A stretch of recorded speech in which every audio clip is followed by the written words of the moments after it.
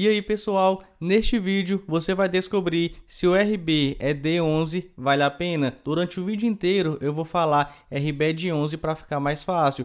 Esse fundo imobiliário é um pouco diferente dos que eu venho apresentando aqui no canal, porque ele é um fundo educacional. Ou seja, ele destina os seus recursos para atividade educacional, tais como universidades, faculdades e escolas técnicas. Ele também pode comprar cotas de outros fundos imobiliários.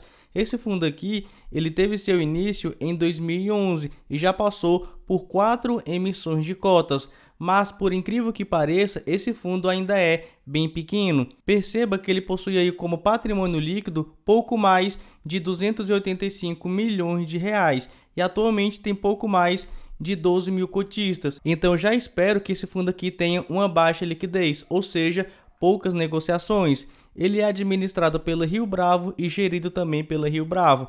E só para abrir aqui um parênteses, um tempo atrás eu comentei aqui no canal a respeito dos relatórios gerenciais da Rio Bravo, que ficava difícil de ler por causa da fonte de letra que eles escolheram, mas mudaram aí, então eu os parabenizo por isso, porque facilita, né, o meu trabalho aqui, facilita você também para ler tranquilamente todos os dados que a Rio Bravo coloca aqui para gente. Mas vamos continuar aqui, temos aqui, ó, para a gente ver se o fundo tem uma boa liquidez, a gente precisa olhar isso aqui, né? O volume financeiro médio negociado, eu gosto de olhar o diário. Se não tiver o diário, eu gosto de olhar pelo menos o mensal. Na minha opinião, para um fundo ter uma boa liquidez, ele precisa ter um volume financeiro médio negociado diariamente de pelo menos R$ 1 milhão e no mês de pelo menos 30 milhões de reais. Mas veja, ó, que o RB de 11 ele possui um volume médio diário de negociação de apenas 61 mil reais, ó, 61 mil reais. E no mês inteiro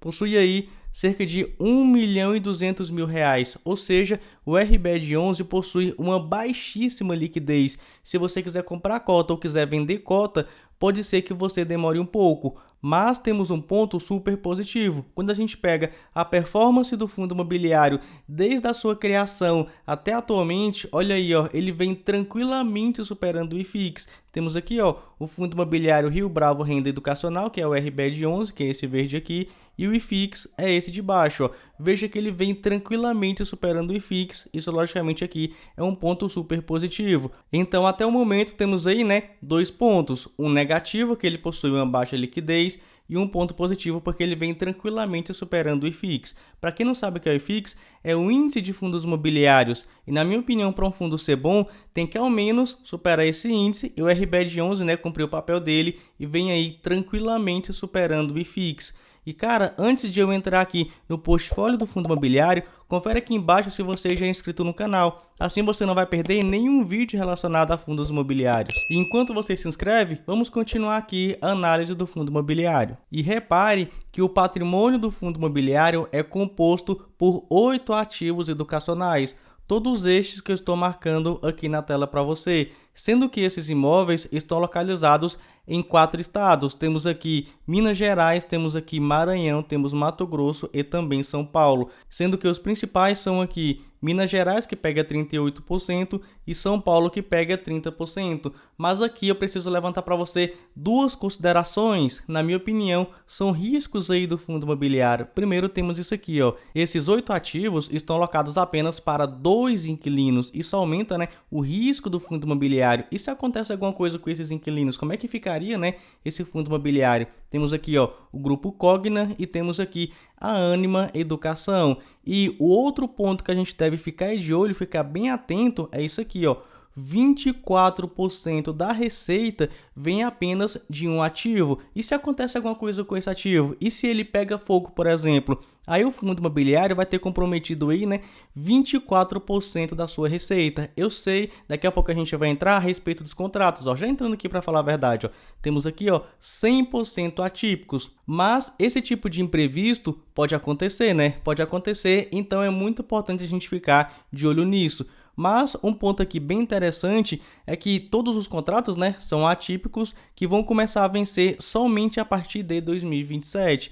Até aumentei aqui para você. veja que 65% vão vencer somente em 2029. Então, tem muito chão ainda para a gente ficar, recebendo bons dividendos do RBED11. Mas você já viu, que é um fundo relativamente arriscado. Mas vamos ver aqui quanto que o fundo imobiliário vem pagando. Se ele estiver pagando ótimos dividendos, temos aí, um bom risco-retorno. Ou seja, o fundo imobiliário é bem arriscado, você viu, Bem arriscado porque ele possui aí apenas dois inquilinos, sendo que esses contratos, mesmo que sejam aí 100% atípicos, vai que acontece alguma coisa com esses inquilinos.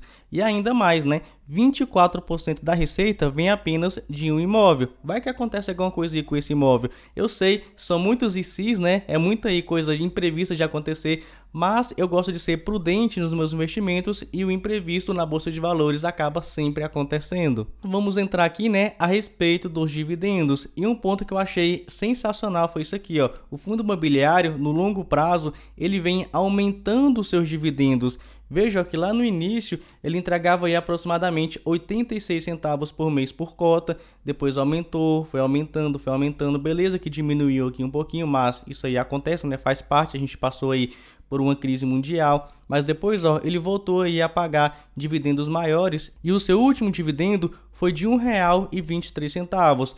Vendo aqui então um compilado, ou seja, a soma dos dividendos pagos no último ano, temos aí R$ 13,83, o que dá um dividend yield de 10,90%. É um excelente dividend yield, considerando que esse fundo imobiliário aqui é um fundo de tijolo. Vamos aqui então ver, em relação ao seu preço. Olha só o seu valor patrimonial por cota atualmente, R$ 141,17, mas ele está sendo negociado a R$ 125,89, ou seja, um desconto de aproximadamente 11%. Mas eu preciso te falar que o RBED11 está alavancado, ou seja, ele possui obrigações a cumprir, dívidas a pagar. Vamos então entrar aqui no informe mensal do fundo imobiliário, porque eu vou te mostrar quanto que o fundo imobiliário está devendo. Beleza, já estou aqui dentro do informe mensal do fundo imobiliário do mês de outubro de 2022, porque foi o último que o fundo publicou aí no mercado. Vamos lá na sua parte de passivo e vejamos aqui, ele possui uma dívida de R$ 32 milhões por obrigações por aquisição de imóveis, ou seja, ele comprou imóveis e está pagando a prestação, e ele emitiu CRIs, temos aqui obrigações por securitização de recebíveis, no valor de R$ 52.618.000. Temos aí, jogando aqui a grosso modo, uma dívida pouco mais de R$ 85 milhões. E para a gente saber se essa dívida é alta ou é baixa, a gente precisa comparar com o total de ativos do fundo imobiliário.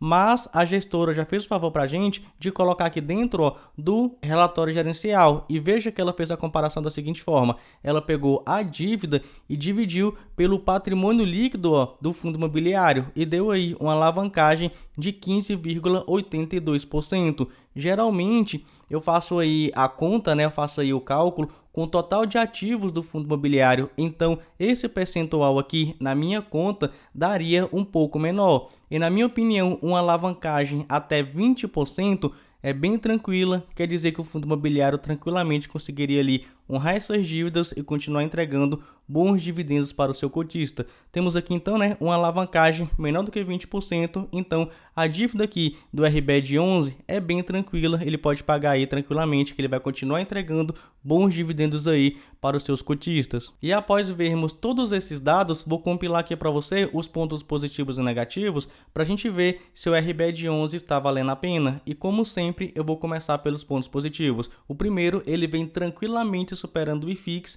de lavada, superou o IFIX aí de lavada. O nosso segundo ponto positivo é que ele é bem diversificado em 8 imóveis localizados em 4 estados diferentes. Outro ponto que a gente deve levar em consideração como ponto positivo são os contratos, porque eles só vão começar a vencer em 2027, sendo 65% vencendo apenas em 2029. Então, é muito tempo ainda para a gente continuar recebendo bons dividendos aqui a respeito desse fundo imobiliário. E o próximo ponto positivo é que ele teve no longo prazo um aumento de dividendos. E no último ano ele teve aí um dividend yield superior a 10%. E isso para um fundo imobiliário de tijolo é excelente. E um outro ponto que eu nem mostrei aqui, porque logicamente não vai estar no relatório gerencial do fundo imobiliário, eu não sou muito chegado em ficar aqui no canal comentando sobre política, mas isso aqui é necessário. O Lula foi eleito como presidente e ele disse o seguinte, ó, que ele irá focar, tô lendo aqui, né? Ele irá focar em programas como o FIES. E isso, logicamente, pode o quê? Beneficiar instituições educacionais e, de forma indireta, pode também beneficiar este fundo imobiliário. O outro ponto positivo é o seu preço e o seu patrimônio. Quando a gente compara, a gente vê aí um desconto atualmente de aproximadamente 11%. Dito isso, então vamos para os pontos negativos. E aqui temos pontos negativos que podem até mesmo serem considerados como riscos. Temos primeiro, ó, que o fundo imobiliário possui uma baixa liquidez, afinal, né, ele tem pouco mais de 12 mil cotistas. Então, se você quiser comprar cota ou vender cota do fundo imobiliário, pode ser que você demore um pouco e veja aí, né, uma diferença um pouco maior nas questões de compra e nas questões de vendas aí das cotas.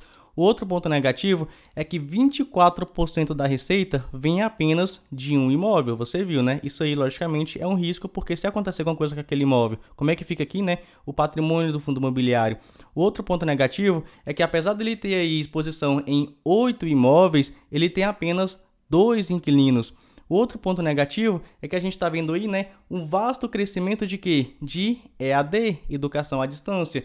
Mas não vou entrar aqui muito no mérito, porque eu sei que nem todos os cursos vão aderir ao EAD. Por exemplo, eu não me vejo fazendo engenharia à distância, eu não me vejo fazendo medicina à distância e vários outros cursos. Então, na minha opinião, esses pontos físicos, mesmo que diminuírem, eles vão continuar existindo. Mas, logicamente, isso é, né, a minha opinião e de forma alguma estou aqui querendo entrar na cabeça de alguém. Mas, continuando aqui, eu acredito que por causa desses pontos negativos que eu te mostrei, o mercado vem batendo forte aí, né, nas cotas desse fundo imobiliário. Veja aí, ó, que olha só, desde 2019 ele já acumula uma queda de mais de 28%. Mas, apesar de tudo isso que eu te falei, na minha opinião, o RBED11, nesse fundo imobiliário aqui em questão, ele tem um bom risco e retorno. Ele é bem arriscado sim, é bem arriscado, você viu aí os pontos negativos, mas ele compensa esse risco remunerando bem.